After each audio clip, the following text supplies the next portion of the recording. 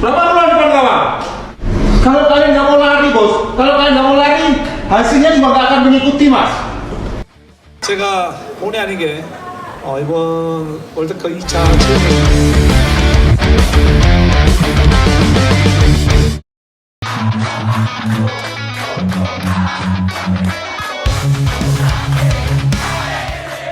Nova Arianto sedang menjadi sorotan usai membawa timnas Indonesia U17 menang atas Korea Selatan di Piala Asia U17 2025. Yang mana kemenangan ini pun mengantarkan Indonesia untuk sementara duduk di peringkat kedua klasemen grup C dengan 3 poin dari 1 laga. Keberhasilan ini juga mengejutkan dunia karena skuad Garuda sebelumnya dianggap sebagai tim underdog di grup C ini. Selain itu, Korea Selatan pun juga punya rekam jejak yang begitu luar biasa di sepak bola Asia, bahkan dunia dalam beberapa tahun terakhir. Namun rupanya di balik hingar-bingar kemenangan timnas Indonesia U17 atas Korea Selatan, muncul video yang memperlihatkan Nova Arianto marah-marah. Video itu memperlihatkan Nova sebagai pelatih kepala yang sedang memarahi para pemain timnas Indonesia U17 di ruang ganti.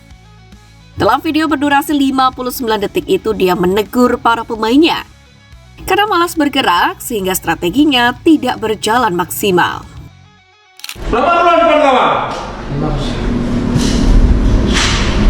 Kalau kalian nggak mau lari bos, kalau kalian nggak mau lari, hasilnya juga nggak akan mengikuti mas. Jangan cuma siap, tapi kalian nggak bisa lari di sini. Video itu pun mengingatkan kepada pelatih Manchester City, Pep Guardiola, yang mana juga sempat rekam kamera, sempat memarahi anak buahnya di ruang ganti. Dalam video itu, Pep juga terlihat kecewa dengan penampilan anak asuhnya hingga sempat memarahi para pemain.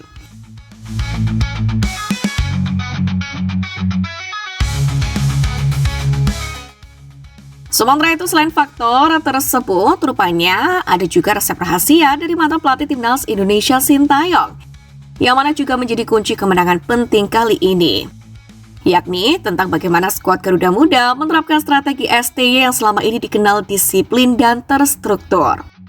Hal ini pun bahkan diakui oleh Nova Arianto sebagai pelatih kepala. Setelah mempelajari permainan Korea Selatan, saya mencoba menerapkan taktik yang sama yang pernah beliau lakukan. Salah satu resep penting yang diterapkan adalah formasi 3-4-3 andalan Sintayong yang kemudian memberikan keseimbangan sempurna antara bertahan dan juga menyerang. Nova pun juga menginstruksikan anak asuhnya untuk bermain sabar, bertahan rapat, lalu menyerang cepat melalui skema counter attack. Kemenangan ini pun menjadi sinyal kuat bahwa sepak bola Indonesia punya masa depan yang cerah. Apalagi jika terus memanfaatkan ilmu dan pengalaman dari sosok seperti Sintayong. Meski berhasil merengkuh 3 poin pertamanya atas Korea Selatan, sang pelatih Nova Arianto pun menghimbau kepada para pemainnya untuk segera mengalihkan fokus mereka ke Yaman sebagai lawan selanjutnya. Nova sendiri melihat Yaman sebagai salah satu lawan yang kuat di fase grup kali ini. Diketahui Yaman memang berhasil meraih hasil positif pada laga pembuka mereka di grup C, di mana Al-Rawi dan rekan-rekan menang meyakinkan 2 gol tanpa balas saat menghadapi Afghanistan. Pada kesempatan yang sama, Nova pun mengatakan dirinya sudah melakukan meeting dengan tim kepelatihan lain jelang laga ini. Mantan asisten Sintayong di tim senior Indonesia ini pun menyadari bahwa lawannya juga dalam ambisi yang besar untuk kemudian memastikan diri lolos ke putaran final. Perlu diketahui, memang kemenangan atas Korea Selatan U17 tak hanya memberikan tambahan 3 poin bagi timnas Indonesia, tapi juga membuka peluang skuad Garuda Muda untuk kemudian bisa lolos langsung ke putaran final Piala Dunia U17 2025. Namun demikian, peluang ini hanya akan terwujud jika 2 syarat penting yang lain bisa dipenuhi dalam pertandingan berikutnya. Pertama adalah Indonesia harus meraih kemenangan atas Yaman U17 dalam match day kedua yang akan berlangsung pada Senin malam ini.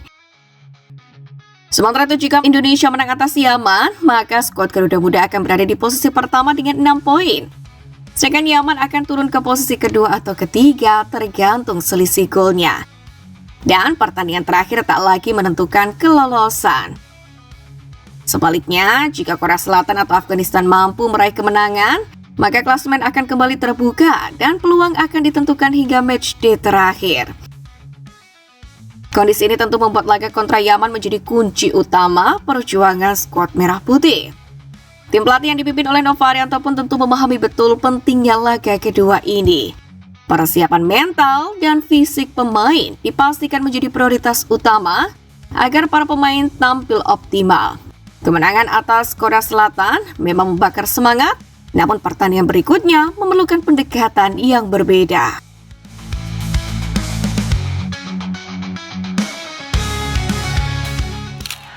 Dalam hal ini, AFC pun juga mencoba menebar optimisme pada peluang timnas Indonesia untuk pertandingan keduanya.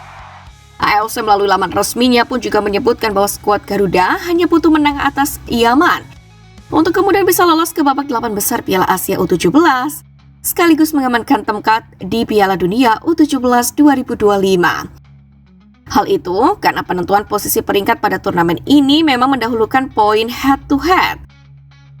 Korea Selatan pun dipastikan tidak akan bisa menyalip peringkat Indonesia meskipun memiliki poin yang sama hingga akhir babak penyisian. Hal yang sama juga dialami Yaman jika nanti dikalahkan timnas Indonesia. Jika mampu mengalahkan Yaman, timnas Indonesia pun dipastikan akan lolos ke Piala Dunia U17 meski nantinya kalah atau dibantai pada laga terakhir babak penyisian grup melawan Afghanistan. Setidaknya timnas Indonesia akan lolos ke Piala Dunia U17 dengan keluar sebagai runner-up grup C Piala Asia U17. Afghanistan pun bisa keluar sebagai juara grup jika mampu mengalahkan Indonesia dan Korea Selatan. Jika itu terjadi, Afghanistan jadi juara grup karena unggul head-to-head dengan Indonesia. Kemenangan lawan Yaman bagi Indonesia akan membawa mereka lolos ke babak sistem gugur dan mendapatkan tempat di Piala Dunia U17 FIFA untuk kedua kalinya setelah mereka menjadi tuan rumah kompetisi itu pada tahun 2023.